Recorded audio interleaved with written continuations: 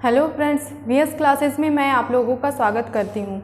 हम यहाँ पर मध्य प्रदेश का इतिहास पढ़ रहे हैं और इससे पहले मध्य प्रदेश के इतिहास के 9 से 10 पार्ट बन चुके हैं। तो जो भी स्टूडेंट हमारे चैनल पे अभी नए हैं तो वो वहाँ पर साइट पे जा कर के वो वीडियोस देख सकते हैं। बहुत छोटी छोटी हैं, बेसिक चीज़ें हैं और बहुत इंपॉर्टेंट भी हैं। आपके वनडे एग्ज़ाम हो या फिर आपके बड़े एग्ज़ाम में, उसमें भी आपके यूज़फुल होंगे। ठीक है, तो मध्य प्रदेश के इतिहास में हमने जो है प्री हिस्टोरिकल बैकग्राउंड देख लिया है, प्रोटो हिस्टोरिकल बैकग्राउंड देख लिया है और हिस्टोरिकल बैकग्राउंड हम देख रहे थे, तो जिसमें हमने मध्य प्रदेश के बहुत से छोटे छोटे वंशों के बारे में जान लिया है। ठीक, तो उसी में से हम अगला इसको कंटिन्यू करते हैं और अगले वंश के बारे में जानते हैं, चंदेल वंश के बारे में। ठीक है, तो आज हम देखेंगे चंदेल वंश के बारे में।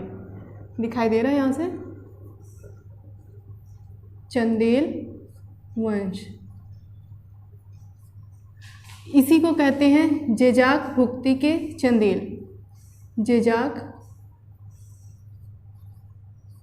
भुक्ति के चंदेल या बुंदेलखंड के चंदेल,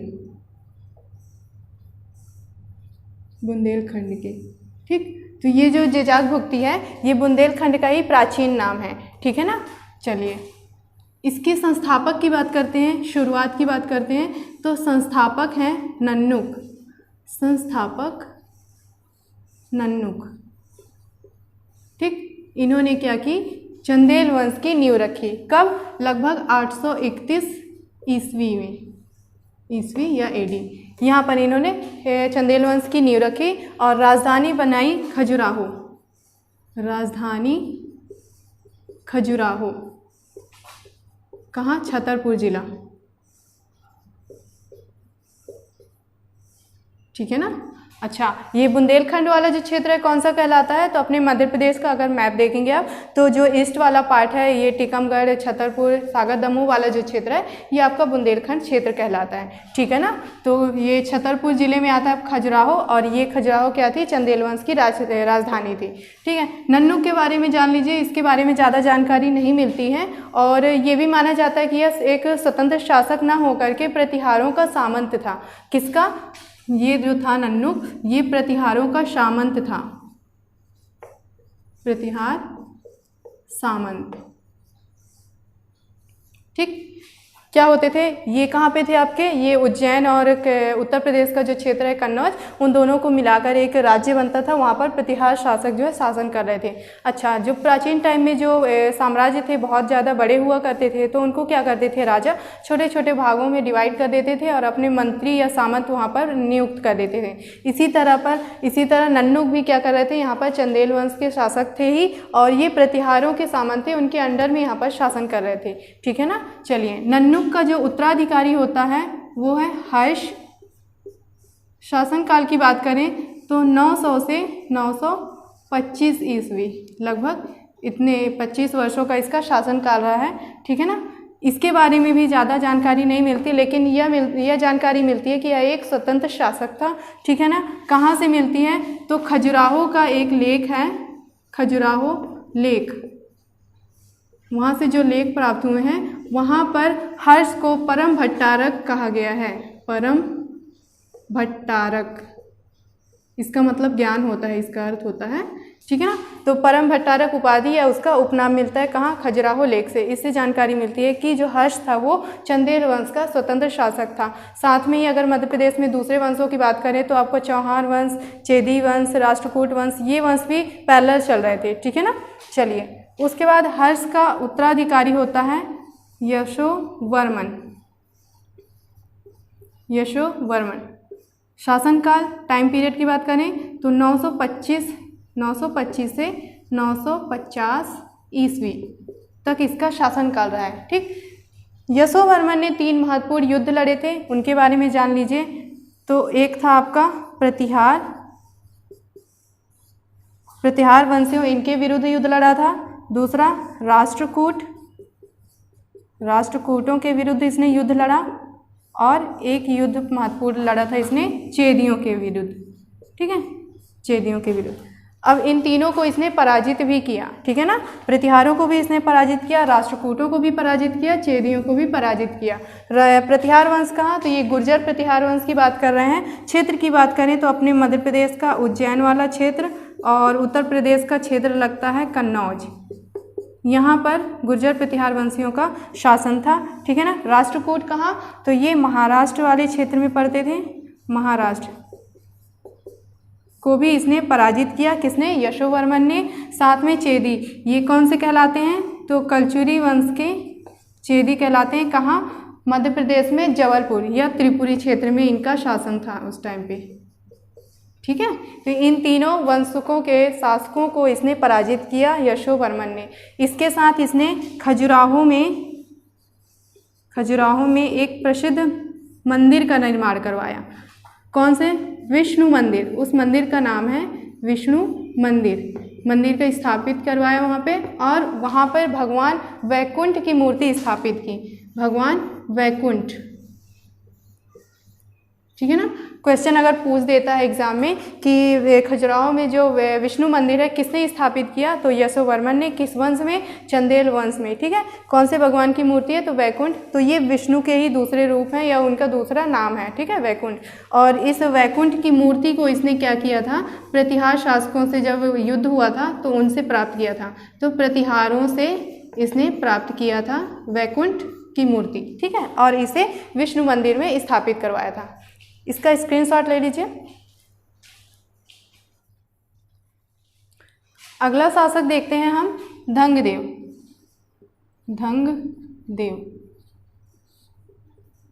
ठीक, 950 से 1002 ईस्वी तक इसने शासन किया। कहाँ, चंदेल वंश में, ठीक है। इसके बारे में ज़्यादा जानकारी नहीं मिलती है, ठीक। क्या था ये यशोवर्मन का पुत्र था। पहली बात तो ये यशोवर्मन का पुत्र था, चंदेल वंशी था, यशोवर्मन का पुत्र।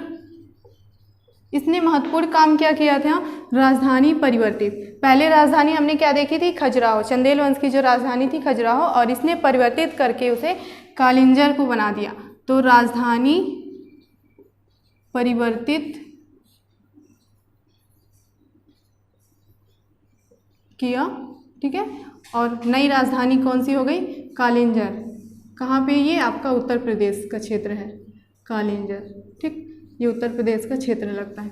तो अगर ये पूछ दिया जाए कि चंदेल वंश की राजधानी किसने परिवर्तित की थी, खजुराहो से कालिंजर किसने परिवर्तित की थी, तो वो था धंगदेव, चंदेल वंश का शासक था, ठीक है। इसके साथ ही इसने क्या किया, ग्वालियर पर कब्जा कर लिया, ग्वालियर पर अधिकार किया। और इससे संबंधित एक बहुत ही महत्वपूर्ण फैक्ट है जिसे आप लोग IMP करके भी नोट कर सकते हैं, ठीक है। इसने खजुराहो में 3 प्रमुख मंदिरों का निर्माण करवाया था, ठीक है। कहाँ पे, खजुराहो में।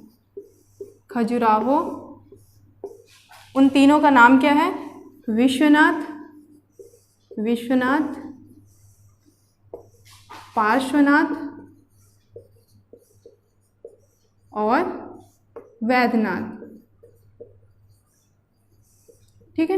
इन 3 प्रमुख मंदिरों का निर्माण हुआ है खजुराहो में, धंगदेव ने करवाया है, चंदेल वंश में करवाया है, ठीक। चलिए, उसके बाद अगला उत्तराधिकारी होता है विद्याधर। अगला शासक होता है विद्याधर। अब तक हमने चंदेल वंश में जितने भी शासक पढ़े हैं उसमें सबसे शक्तिशाली होता है ये आपका विद्याधर, ठीक है। ये शक्तिमान वाला विद्याधर नहीं है, ये चंदेल वंश का विद्याधर है, इसे ध्यान रखिएगा। इसकी शासनकाल की बात करें तो 1019 से 1029, यानी 1019 से 1029 लगभग 10 सालों का जो कार्यकाल रहा है इसका, ठीक है, चंदेल वंश में। अच्छा, ये बहुत ही शक्तिशाली शासक था, ठीक है, ये माना जाता है। क्यों? क्योंकि इसने महमूद गजनवी के विरुद्ध युद्ध लड़ा है। महमूद गजनवी को पराजित किया था, ठीक। अब ये कौन था? तो ये एक अफगानी शासक था महमूद गजनवी, जब इसने भारत में आक्रमण किया था और इसका सामना जब विद्याधर से होता है, यानी चंदेल वंश के शासक विद्याधर से, तो वहाँ पर ये पराजित हो जाता है। कहाँ का था ये? अफगान से था, ठीक है। उसके बाद जब विद्याधर की मृत्यु होती है तो इसकी मृत्यु के पश्चात इसके जो पुत्र और पौत्र वगैरह थे उतने जो मतलब कार्यशील नहीं थे, दक्ष नहीं थे, तो उन्होंने क्या किया, चेदी वंश के जो कलचुरी के चेदी वंश थे उनकी अधीनता स्वीकार कर ली, उनकी गुलामी जो स्वीकार कर ली, ठीक है ना। तो मृत्यु पश्चात इनकी पुत्र और पौत्र जो थे किनके गुलाम हो गए? चेदी नरेशों के अधीन हो गए, चेदी नरेशों के अधीन हो गए। ठीक है ना। उसके बाद अगला शासक आता है, स्क्रीनशॉट ले लीजिए। ठीक है। उसके बाद अगला शासक, जैसे कई शासकों ने यहाँ पे शासन किया, ठीक है, किसके बाद से? आपका विद्याधर के बाद से, विद्याधर के बाद से उसके बाद फिर एक शासक आता है कीर्तिवर्मन। कीर्तिवर्मन 1060 से 1100 ईस्वी तक इसका शासन रहा है। ठीक है ना। अब चंदेल वंश जो है क्या हुआ था, विद्याधर के बाद से जो है चेदी वंशों के अधीन आ गया था, उनके अंतर्गत जो है संचालन हो रहा था उसका। ठीक है। जब कीर्तिवर्मन आता है तो क्या करता है, यह चेदी नरेश कर्ण को, उस टाइम पे जो भी वर्तमान शासक रहा होगा चेदी वंश का, कर्ण नाम का था, उसे पराजित करके उसने अपने साम्राज्य को स्वतंत्र कराया था। ठीक है ना। किसने? कीर्तिवर्मन ने। इसने वर्तमान तत्कालीन कहना चाहिए, तत्कालीन चेदी नरेश कर्ण को पराजित किया। ठीक है। कर्ण को पराजित किया और अपने साम्राज्य को स्वतंत्र कराया। ठीक है। इस घटना की जानकारी या इसके बारे में कहाँ से प्राप्त होती है जानकारी, तो जान लीजिए ये आपका अजयगढ़ पन्ना, अजयगढ़ कहाँ? पन्ना जिला, और प्लस महोबा, ये कहाँ पे है आपका? तो ये उत्तर प्रदेश का एक क्षेत्र है, ये जिला है। ठीक है, महोबा। इन दोनों जगहों से चंदेल लेख, चंदेल अभिलेख प्राप्त हुए हैं। इन दोनों जगहों से क्या प्राप्त हुए हैं? चंदेल अभिलेख, चंदेल अभिलेख प्राप्त हुए हैं। और इसी अभिलेख में जानकारी मिलती है कीर्तिवर्मन के बारे में कि इसने कर्ण को पराजित किया था और अपने साम्राज्य को स्वतंत्र कराया था। ठीक है। उसके बाद कई छोटे छोटे शासकों ने यहाँ पे शासन किया, तो उनके बारे में जानना यहाँ पर बहुत महत्वपूर्ण नहीं है। उसके बाद अंतिम शासक होता है परमर्दी देव। ये इस वंश का अंतिम शासक होता है, परमर्दी देव। इसका एक उपनाम मिलता है परमल, परमल। ठीक।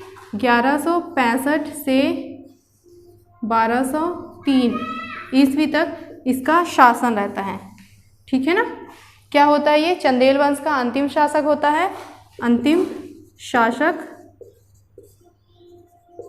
ठीक।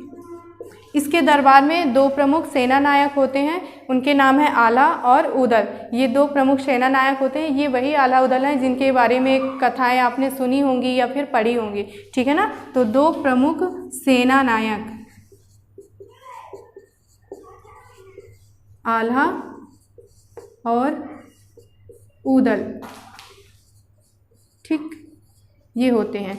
जब इनका सामना होता है पृथ्वीराज चौहान के बारे में, मैंने स्टार्टिंग में भी बताया था कि चौहान वंश जो है इसके पैरेलल चल रहा था चंदेल वंश की। ठीक है।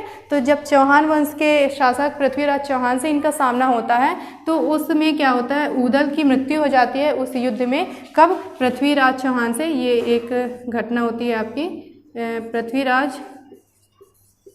पृथ्वीराज चौहान वर्सेस आल्हा और उदल। ठीक। इनके बीच युद्ध होता है। तो इसमें क्या होता है कि उदल की मृत्यु हो जाती है, उदल की यहाँ पे मृत्यु हो जाती है। और इसी की शोक में ये जो है क्या होते हैं, आल्हा जो है संन्यास ग्रहण कर लेते हैं। ठीक है। संन्यास ले लेते हैं यहाँ पर कौन? आल्हा। ठीक है। अब यहाँ पर देखिए क्या होगा यहाँ पर कि परमर्दी देव जो है कमज़ोर पड़ जाएगा। ठीक है। अब क्या है, जो उसके प्रमुख सेना नायक थे वो दोनों तो उससे अलग हो गए, एक की मृत्यु हो गई, एक ने संन्यास के धारण कर लिया। ठीक है। यहाँ पर परमर्दी देव कमज़ोर हो जाता है, जिससे क्या होता है कि पृथ्वीराज चौहान जो है इसको पराजित कर देते हैं, परमर्दी देव को। ठीक है ना। और पराजित करने के बाद इनसे महोबा का जो क्षेत्र है वो हथिया लेते हैं। ठीक है। महोबा पर कब्जा किसका? पृथ्वीराज चौहान का हो जाता है। ये दिखाई दे रहा है यहाँ पे, इसको मैं रिपीट कर देती हूँ। ठीक है ना। परमर्दी देव जो कि अंतिम शासक होता है चंदेल वंश का, इसका शासन होता है 1165 से 1203 ईस्वी तक। ठीक है, ये इसके दरबार में 2 प्रमुख सेना नायक होते हैं, आला और उदल। और जब इनका सामना होता है पृथ्वीराज चौहान से तो उदल की मृत्यु हो जाती है, आला ने संन्यास धारण कर लिया होता है। ठीक है, यहाँ पर परमर्दी देव कमज़ोर हो जाता है तो पृथ्वीराज चौहान इसको पराजित करता है और इसका एक क्षेत्र महोबा अपने अधिकार में ले लेता है। ठीक, तो यहाँ पर जब परमर्दी देव और कमज़ोर हो जाता है तब एक घटना होती है, यहाँ पे लिख देती हूँ मैं, 1203 ईस्वी में कुतुबुद्दीन ऐबक,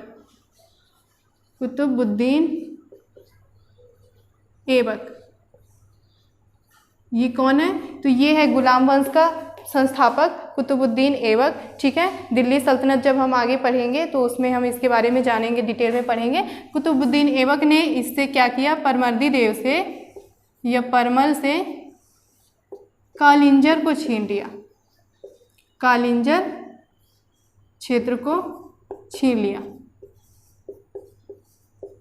ठीक है ना, चलिए इतनी घटनाएं जो है हमने देख लिया चंदेल वंश के चंदेल वंश के संबंध में। ठीक है ना, अब देखिए हम धीरे धीरे यहाँ पर किधर पढ़ रहे हैं, दिल्ली सल्तनत की ओर। उसके बाद मुगल काल देखेंगे, उसके बाद फिर अंग्रेज़ों का आगमन और देश की आज़ादी, ये सारी चीज़ें हम बारी बारी से देखेंगे। ठीक है, स्क्रीनशॉट ले लीजिए। तो इतनी जानकारी हो गई आज के लिए, मिलते हैं अगली वीडियो में, तब तक पढ़ते रहिए, बाय, टेक केयर।